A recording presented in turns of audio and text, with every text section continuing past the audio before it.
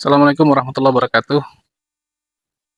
Hari ini kita banyak melihat pondok-pondok pesantren tahfidz berdiri, ya, atau pondok-pondok yang tadinya tidak mengacu kepada tahfidz, ya, kemudian membuka jurusan-jurusan tahfidz, ya, atau kelas-kelas tahfidz, ya.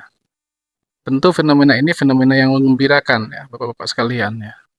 Fenomena yang eh, membuat angin segar bagi kita semua demi kelangsungan generasi Islam. Tetapi yang perlu kita pahami adalah, ya, bahwasanya eh, jangan sampai kita punya pikiran kalau anak saya nggak masuk tahfidz gitu ya. Istilahnya nanti dia nggak akan bagus agamanya. Ya. Kalau anak saya nggak masuk tahfidz, nanti eh, dia tidak terbentengi, ya, dirinya dengan Al-Quran. Nah, padahal nggak seperti itu Pak permasalahannya. Maka kami coba akan bahas di sini, ya, permasalahan ini dengan pelan-pelan, ya. Pertama adalah ketika bapak dan ibu, ya, mengarahkan anaknya untuk masuk ke pondok tahfidz, ya, atau anak juga punya kecenderungan ke pondok tahfidz, insya Allah itu pilihan yang benar, ya. Insya Allah pilihan yang benar, ya. Dan Nabi SAW juga bersabda dalam hadis Imam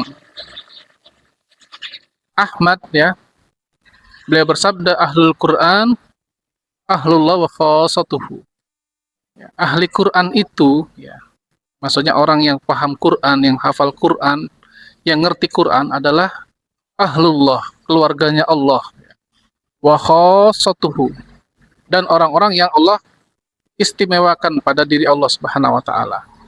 Jadi pilihan ke tahfidz itu insya Allah tidak salah, itu sudah benar, ya.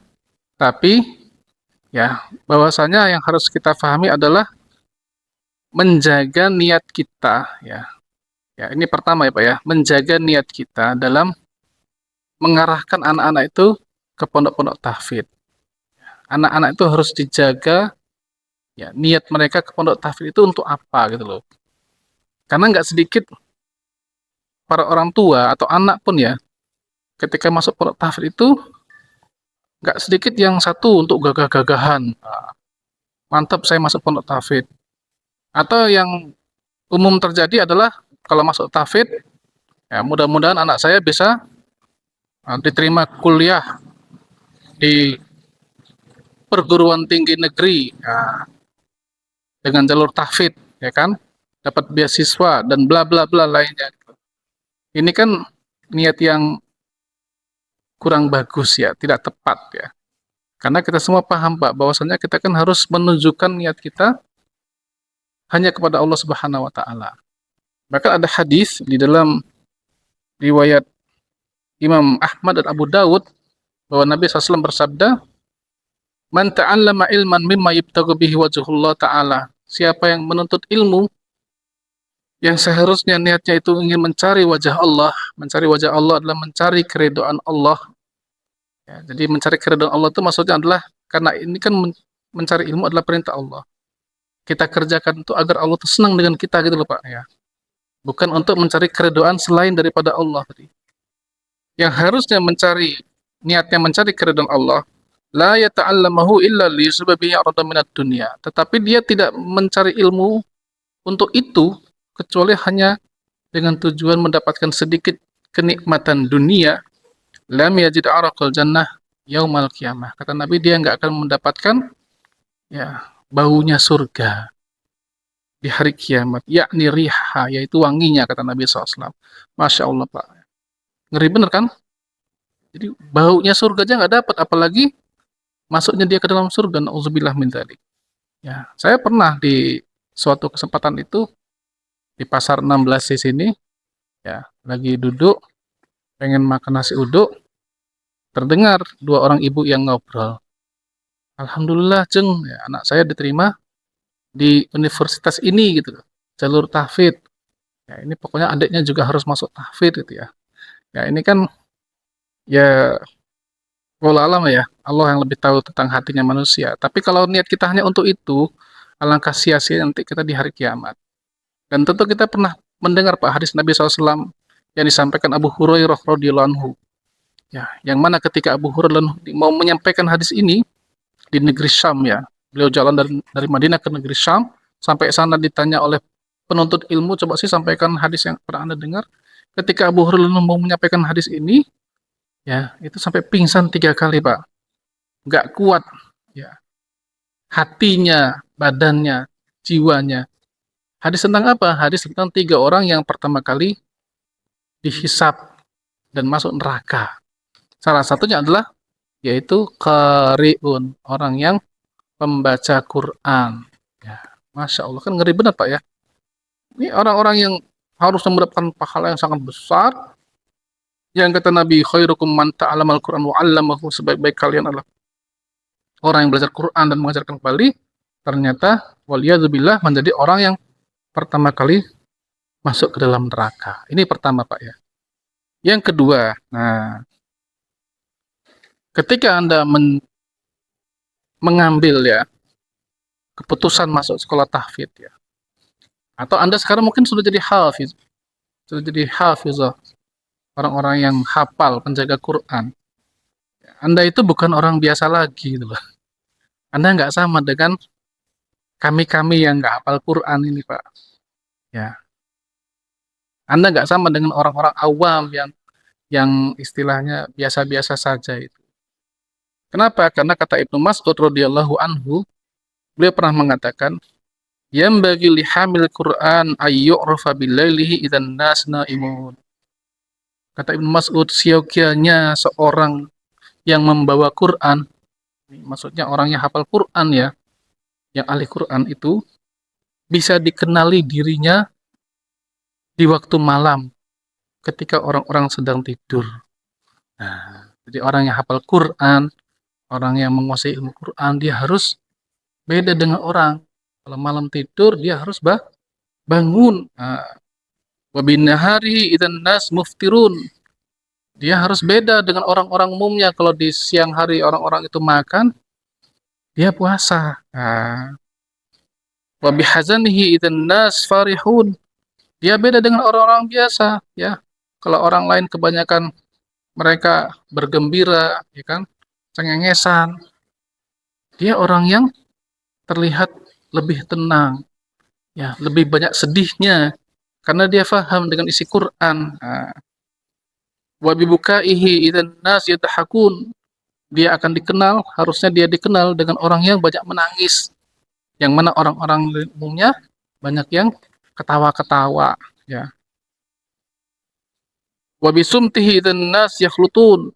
Dia harus dikenal, ya, dia harus beda dengan orang-orang yang suka berbaur dengan manusia, ya kan, sukanya nyampur dengan orang banyak, nggak pilih-pilih kawan. Dia harus jadi orang yang hati-hati, banyak diam, ya, pilih-pilih teman. Wa bi khusyu'ihi idzan nas yahtallun. Dia harus menjadi orang yang khusyuk ketika orang-orang lain tuh banyak yang bercicilan. Kalau bahasa kita Pak ya, bercicilan. Ya, nggak bisa diem, ya. Wa yanbaghi lihamil Qur'an ayyakuna bakian. Seyoginya orang yang hafal Quran itu, menguasai ilmu Quran, menjadi orang yang banyak menangis, mahzunan, ya, banyak bersedih, haliman, orang yang santun, hakiman, orang yang bijaksana, ya, sekinan, orang yang tenang. Wala yang bagi hamil Quran ayyakuna jafian.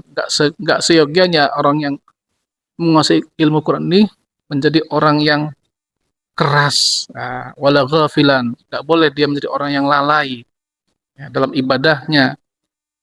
Wala sakhaban, enggak boleh orang yang menguasai ilmu Quran ini menjadi orang yang pembangkang, ya, keras. Wala soyyahan, suka bengak-bengok. Bengak-bengok Pak, teriak-teriak, ya. Wala hadidan, menjadi orang yang kaku dalam bersikap. Ini Masya Allah, perkataan Ibnu Mas'ud ini Pak adalah pelajaran berharga, ya, bagi para penghafal Quran, bagi orang-orang yang paham ilmu Quran, bahwa Anda itu gak sama dengan umumnya orang. Yang terakhir, ya, kalau Anda sudah hafal Quran, ya, sudah 30 juz, bahkan mutqin ya. Ini belum selesai sebenarnya urusannya ya. Masih banyak ilmu-ilmu lain yang harus Anda pelajari ya. Kan kita sudah maklum Pak bahwa yang jurusan tahfidz itu kebanyakan ilmu syar'inya sedikit ya. Berbeda dengan yang ngambil reguler biasa. Nah, yang reguler ini kewajiban tahfidznya cuma 1 juz setiap tahun. Kalau yang tahfidz karena dia harus mengejar target selama 6 tahun 30 juz, akhirnya pelajaran ilmu syar'inya sedikit. Nah, kalau Anda sudah hafal Quran, kejar ketertinggalan Anda dalam masalah ilmu syar'i yang lainnya. Perdalam ilmu tauhid, akidah, perdalam fikih, usul fikih, supaya paham dengan ayat yang kita baca, perdalam tafsir, ilmu Quran, nahwu, sorob, balaghah, ya. Jadi kita paham dulu dengan apa yang kita baca, ya. Agar kita tidak seperti yang Allah singgung di dalam surah Al-Jum'ah ayat yang kelima, masalul ladzina hummilut taurat tsumma lam yahmiluha kamatsalil himar yahmilu asfara. Perumpamaan orang-orang yang dibebankan kepada mereka Taurat, kemudian mereka tidak mau melaksanakan isi Taurat adalah seperti keledai yang membawa buku-buku besar di atas punggungnya, ya kan? Walaupun ayat ini untuk orang-orang Yahudi, tapi hakikatnya juga untuk kaum muslimin. Ya, kalau orang-orang kita ini hafal Quran, tapi nggak paham isinya, mohon maaf Pak ya, bahasa Arab aja nggak bisa gitu loh. Nggak sedikit penghafal Quran itu nggak bisa bahasa Arab. Yang gimana dia mau paham dengan apa yang dia baca gitu kan? Ya, dia nggak ngerti apa-apa nanti. Ya kayak keledai tadi. Bapak-bapak dan ibu-ibu yang anaknya sudah hafal Quran, jangan merasa tenang dulu. Ya, dia ini masih kecil sebenarnya. Lulus SMA 17-18, apakah dia nggak bisa nakal lagi? Wah, sangat besar sekali peluangnya untuk nakal, ngeri Pak, gitu ya. Diawasi terus anak-anaknya, ya kan? Kasih guru-guru yang bagus untuk membimbing ilmu agama dia, ya. Ini anak ini masih perlu bimbing dari orang tuanya. Ya, mudah-mudahan yang sedikit ini ya bermanfaat bagi saya dan ikhwan sekalian. Nasihat untuk para penghafal Quran dan juga kita semua sebenarnya. Mudah-mudahan Allah Subhanahu wa taala menjadikan kita seperti yang kata Nabi sebagai ahlul Quran, ahlullah wa khawassatuhu. Kita juga pengen cinta Quran, berusaha menghafal sehingga menjadi keluarganya Allah Subhanahu wa taala. Barakallahu fikum. Assalamualaikum warahmatullahi wabarakatuh.